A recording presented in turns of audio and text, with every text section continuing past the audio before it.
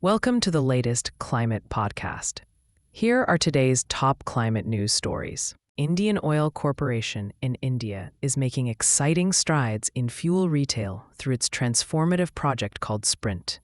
Launched in April, Sprint aims to strengthen oil refining and petrochemicals while enhancing customer engagement. The project is successfully optimizing costs and integrating advanced technology to support sustainable energy solutions. As a result, Indian Oil has captured nearly 42% of the market share in fuel retail, reaffirming its leadership position. Additionally, the company is investing heavily in renewable energy, showcasing its commitment to a greener future while adapting to the changing energy landscape. Rolls-Royce has unveiled 3 stunning bespoke Spectre coupes inspired by the beauty of spring. Named Evanescent, Reverie, and Blossom, each model features unique exterior finishes and hand-painted cherry blossom motifs, turning them into rolling works of art. Inside, the luxurious detailing includes a blackwood dashboard with laser-etched designs and illuminated elements that recreate spring constellations. With nearly 4,800 fiber optic lights, the interior dazzles like a starry night. Orders are open until early 2026, with deliveries planned for spring, perfectly matching the season that inspired these exquisite creations. This initiative showcases the brand's commitment to luxury and innovation in electric vehicles. Britain is embracing flywheel technology to enhance its power grid stability as it transitions away from coal and gas plants toward renewable energy. Flywheels, which have been used for centuries, help mimic the stabilizing effects of traditional turbines, responding quickly to changes in electricity supply and demand. Statkraft's Greener Grid Park in Liverpool, operational since 2023, is a leading example, providing clean inertia without carbon emissions. While progress is being made with at least 11 similar projects, experts emphasize the need for faster development to meet Britain's goal of 95% clean energy by 2030. The UK is taking significant steps forward in this energy transformation. Residents of the Indonesian island of Pari are taking the Swiss cement company Holcim to court over climate change impacts threatening their home. 2 islanders traveled to Switzerland for a preliminary hearing, seeking compensation for damages caused by rising sea levels and flooding. They argue that Holcim, a major contributor to global CO2 emissions, should be held accountable. The case is historic, as it marks the first legal action against a cement company for climate-related harm. The plaintiffs hope their fight inspires others facing similar challenges worldwide, aiming for significant reductions in Holcim's greenhouse gas emissions. Pakistan is taking proactive steps to combat climate disasters by forming a 13-member committee aimed at enhancing resilience against extreme weather events like flash floods. Chaired by Ahsan Iqbal, the committee includes key federal ministers and experts who will review disaster preparedness and critical infrastructure. They will assess flood protection systems, explore climate financing, and propose legal measures to prevent deforestation.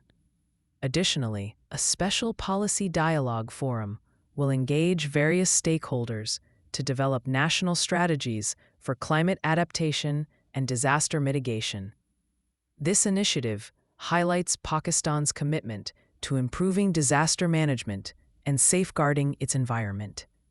The Asian Development Bank is set to support a climate-resilient agriculture project in Punjab, Pakistan, aimed at modernizing farming practices. This initiative will provide small farmers with access to advanced machinery, improving efficiency and reducing greenhouse gas emissions.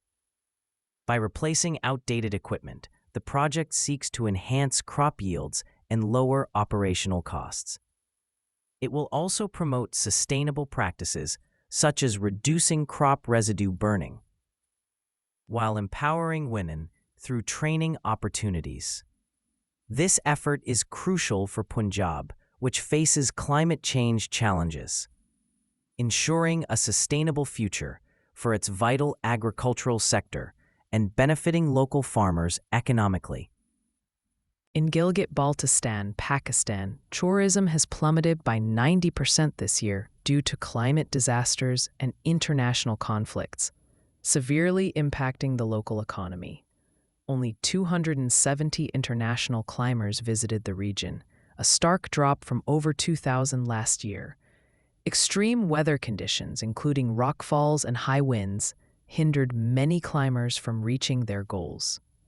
Local businesses, including hotels and shops, are struggling, with owners reporting empty days and financial losses. The tourism season, typically thriving from May to October, has been drastically affected, leaving many in the community facing challenging times. A recent study from China's Institute of Geographic Sciences reveals that over 70% of river stations in China have experienced declining water flows due to climate change and land use changes. Analyzing data from 1,046 stations between 1956 and 2016, researchers found that while many stations showed reduced flow, some areas, particularly the lower Yangtze River, reported increases. The study emphasizes the need for improved cooperation between climate and hydrology sciences to ensure future water security, as water availability becomes increasingly critical, especially in northern China. Addressing these challenges is essential for ecosystems and agriculture. In the United Kingdom, Kemi Badenoch, the Conservative Party leader, is advocating for a significant increase in oil and gas extraction from the North Sea. She plans to prioritize fossil fuel extraction over previous net zero commitments, arguing that Britain should fully utilize its resources while neighboring countries like Norway do so. Badenoch aims to simplify regulations by overhauling the North Sea Transition Authority, emphasizing economic growth and energy independence. However, some Conservative members caution that adopting an anti-green stance could alienate voters, highlighting the importance of balancing fossil fuel use with renewable energy solutions for a sustainable future. Coldplay is making history as the first band to earn over £1 billion from a single tour while prioritizing sustainability. Their Music of the Spheres tour, which has spanned 43 countries, has achieved a remarkable 59% reduction in carbon emissions compared to their previous tour. They utilize renewable energy, innovative technology like kinetic dance floors, and donate leftover items to local charities. Fans are encouraged to return LED wristbands and use eco-friendly travel options, with rewards for lower carbon journeys. Coldplay aims to inspire others in the music industry to adopt similar eco-friendly practices. Tourism in Tasmania is thriving as winter attracts more visitors, especially from Singapore. Joanne and Justin, enjoying their winter holiday, highlight the unique charm of Tasmania's cold climate.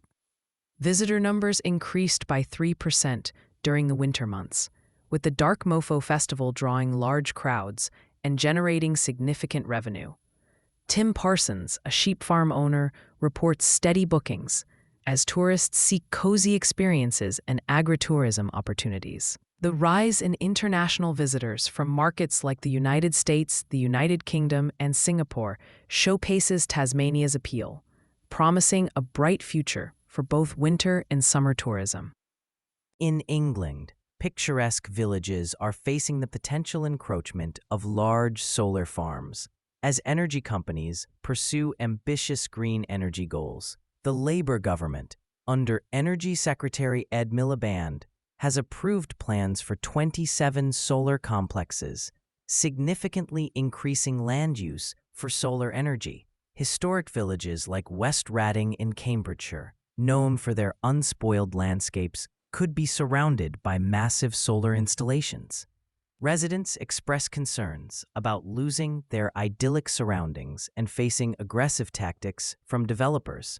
While these projects aim to promote renewable energy, they raise questions about the impact on local communities and landscapes. Artificial intelligence is becoming a part of daily life in the United States, but it comes with environmental costs.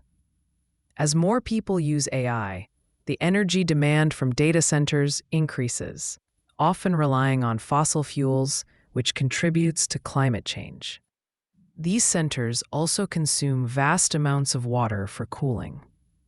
While tech companies are working to improve efficiency, the environmental impact remains significant.